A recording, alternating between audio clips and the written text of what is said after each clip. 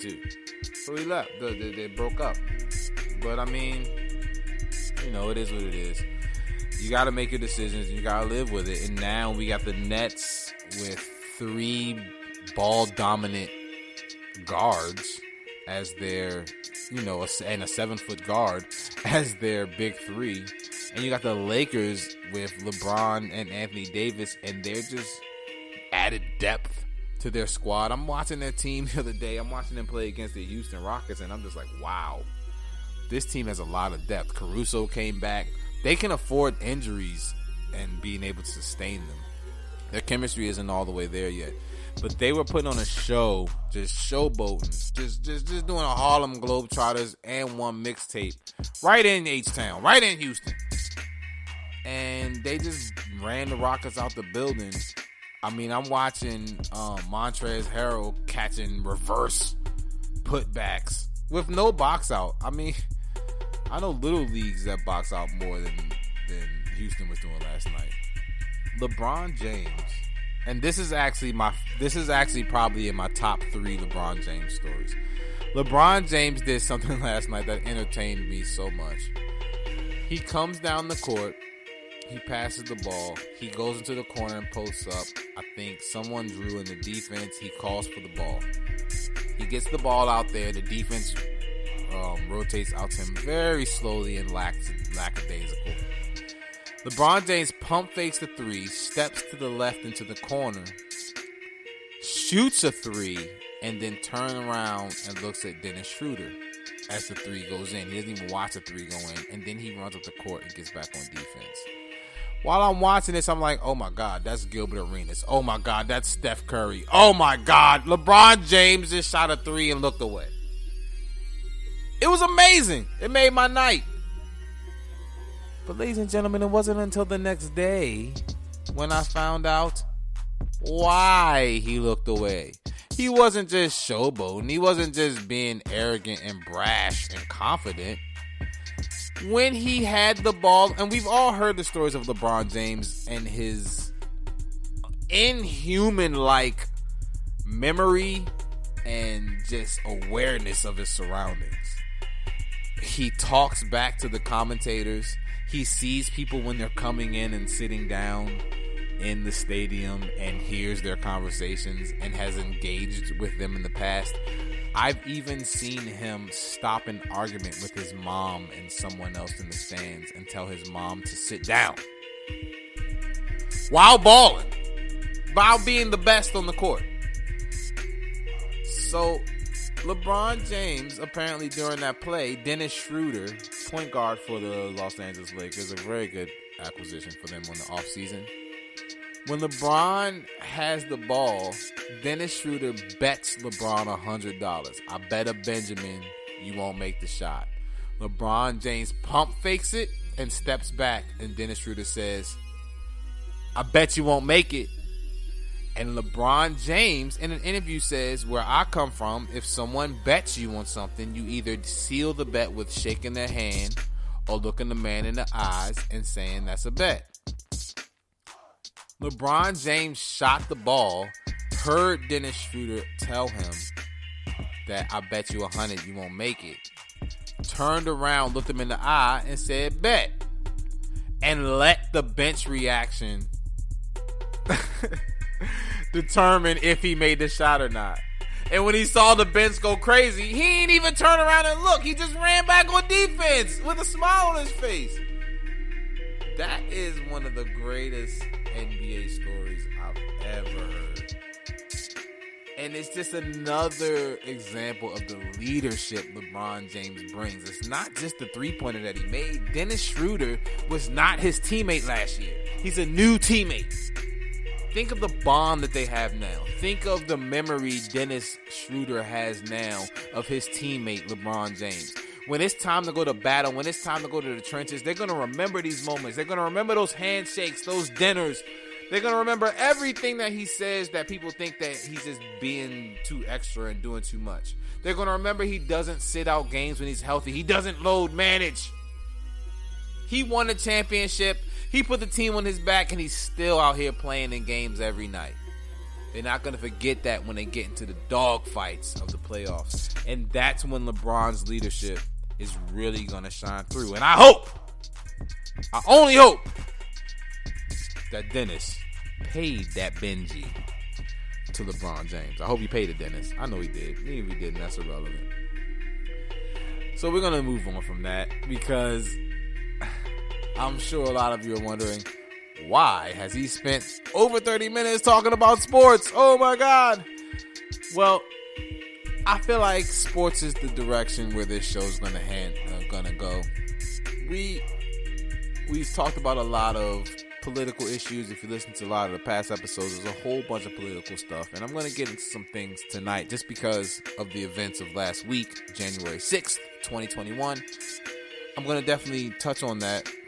However, while we move into this next presidential, stage of America, I really want to get away from a lot of the comedy and the mediatizing of politics. I think politics and media, they're kind of a dangerous mix if they're done too much. You really need to kind of have a separation. Let them do what they do. If you want to vote and get involved. But we shouldn't be using Twitter, Facebook, YouTube, and things like that for politics. That's, in my opinion, that's really not the home for it. So we're going to try to move away from that. And be honest with you, I'm not a politics guy anyway. I'm more of a sports funny guy anyway. I do music, I do pop culture, I do everything. So, we're not going to give you a whole lot of politics. However, I would be unpatriotic. You take that how you want it. If I didn't speak about the riots, the insurrection at the U.S. Capitol, right in Washington, D.C. And y'all know this is a DMV-based show. I'm right outside of Washington, D.C. This shit affected us. It's amazing. I actually was supposed to go to the studio that day and ended up not going just because the location of the studio is, only blocks away from Capitol Hill. So I wasn't even able to go to the studio that day. It's just a lot, man.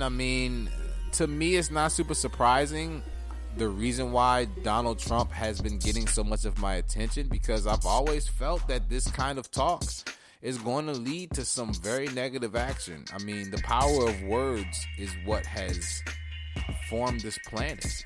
Religion, leadership, kings, queens. Anytime there's someone leading people, words are way more powerful than the sword. It's usually there's a military leader, then there's a political leader, someone who can speak to the people that aren't fighting, because those are the majority. The majority of the people aren't the warriors. The majority are the yous and the me's of the world that want to wake up and not die tomorrow. We just need to be talked to. And the power of words should not be understated. And the current president of the United States used the power of his words to incite a riot of people to storm the U.S. Capitol and endanger our senators and representatives. It was uncalled for. It was ridiculous. But it was right on line with what's been happening prior to that day. There was a story, and I invite you all to look it up, and here's how I'm going to wrap it up, really. There was a story about a man who had been following this conspiracy theory that Hillary Clinton was involved in a human trafficking, child trafficking organization, and that her emails are being used as code to traffic these children. Now, I know you think to yourself, no one really believed that shit. No, there's actually people who really believe that shit. One gentleman to the point where he went to this establishment called Spinfire Pizza. Was it Spinfire? It wasn't Spinfire. It was Ping Pong Pizza. It was a pizza place in DC that you can play ping pong and order pizza. One of these little trendy pop-up spots. It's probably not even around anymore. And if they are still around, I apologize for besmirching your name. Please patronize their business. However, a gentleman somehow got the impression that this place was a meeting ground or a post up for child trafficking, and went into the building with an AK-47 demanding to see the room where the children are being held. Now, mind you, there are no children being held here. So you know who was working? I don't know, some 18-year-old college student, some 21-year-old waiter. He's screaming at them with his long gun like he's on fucking COD and yelling to where the children are at. And when no one's giving him any answers, you know what he does? He lets off like 3 shots. He gets arrested by the police and then released. But this happened like 5 years ago. When I saw that, I was thinking to myself, wait a minute. People believe this internet stuff to the point where they will take a loaded weapon and shoot it in a building with other just regulars? Like, what? I've fallen down some internet rabbit holes in my day, but Jesus.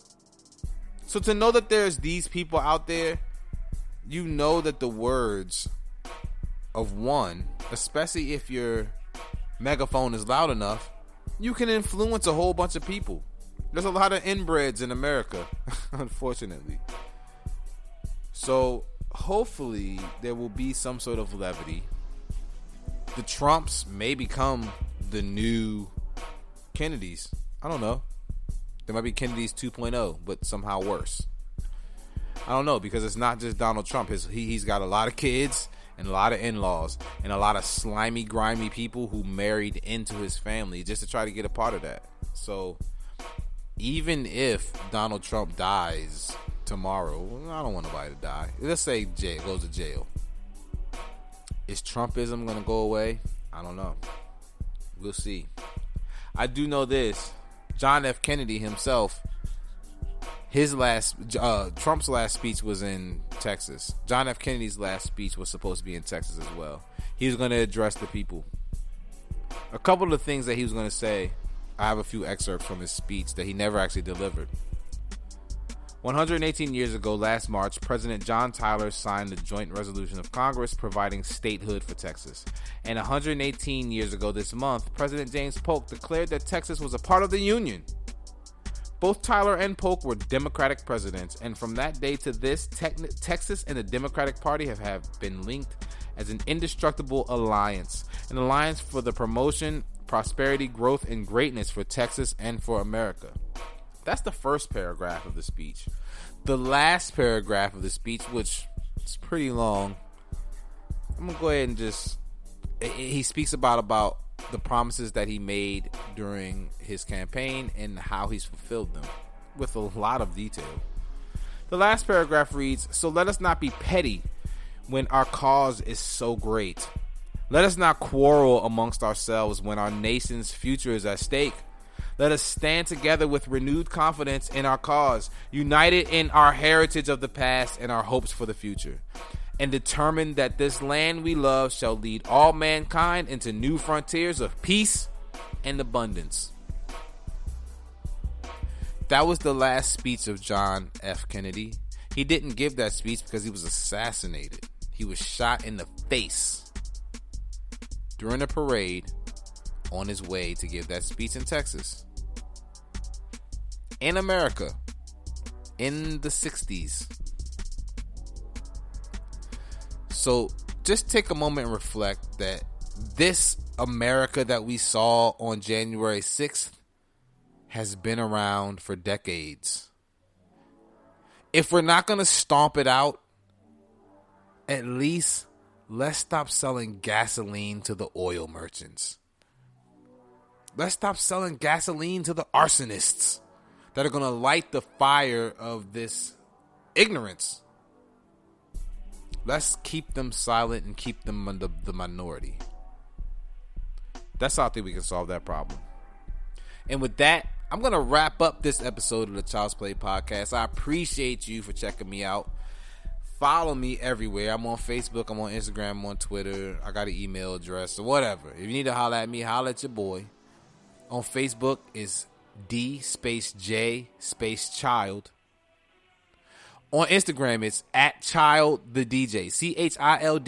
ChildTheDJ. Child the DJ. I post